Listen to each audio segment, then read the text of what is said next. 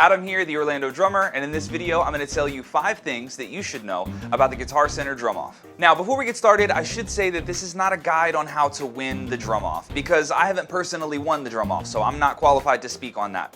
But I did compete in 2012, 13, and 14, and the furthest I made it was to the quarterfinals. After 2014, I wasn't sure if I was going to compete again, but then I was offered the opportunity to be a judge, and that experience, being on the other side of the drum kit, that gave me a pretty unique insight to how this competition really works.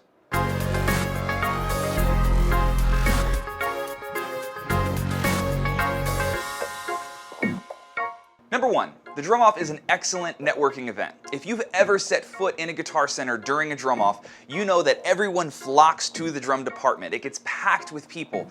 This is an excellent opportunity for you to meet local musicians, shake their hands, trade business cards, phone numbers, whatever. Talk to them. This is an opportunity for you to expand your network and meet other musicians in your area. Plenty of drummers who have been either knocked out of the competition or who haven't yet competed will still go to their local Guitar Center during the Drum Off dates just to hang out with other players and meet as many musicians as they can.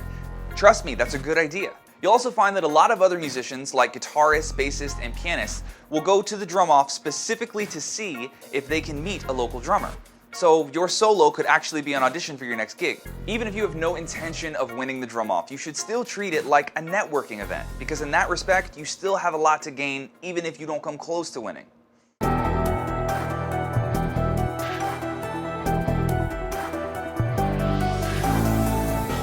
Number 2, planning a solo is way better than improvising one.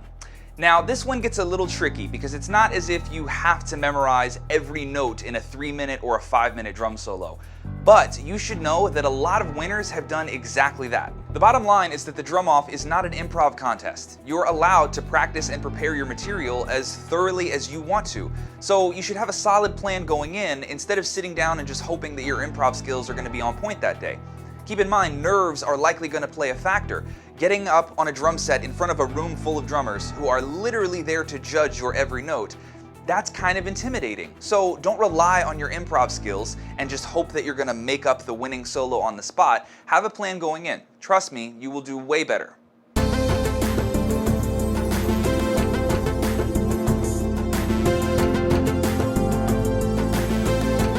Number 3, use the scoring system to your advantage. If you go on Guitar Center's website, you'll see that the Drum Off is judged on these 5 categories. Now each category has a maximum score of 10 points, so a perfect score in the Drum Off would be a total of 50 points. Now as a judge, I noticed a lot of drummers doing the same thing. They would put all their eggs in one basket, focusing on the 2 or 3 categories that they were really good at and then totally ignoring the other ones. So imagine you spend all your time and energy leading up to the Drum Off working on the groove category. And you get there and you pull off a Steve Jordan and you get a 10 out of 10. But you get 4s in everything else. You actually would have had a higher score if you got straight 6s across the board by spreading out your focus and really paying attention to all the categories equally. Every time I saw a drummer go through to the next round, it wasn't because they had insane chops or groove, but it was because they had a solid score in every single category. If you pull a 0 in even one category, that's a surefire way to not move on to the next round. My advice would be to spread your focus evenly to all categories.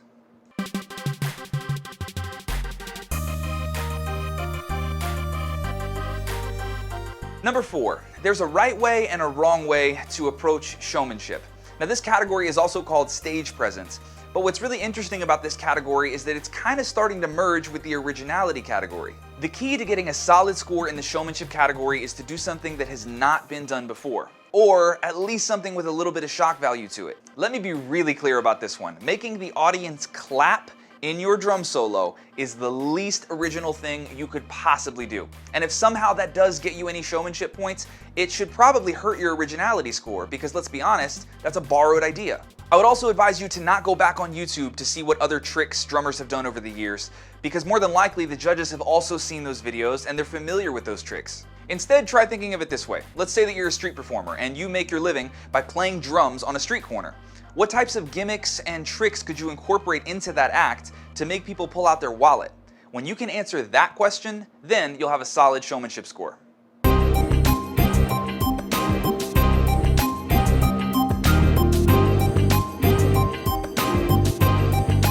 Number 5, it's not all about winning.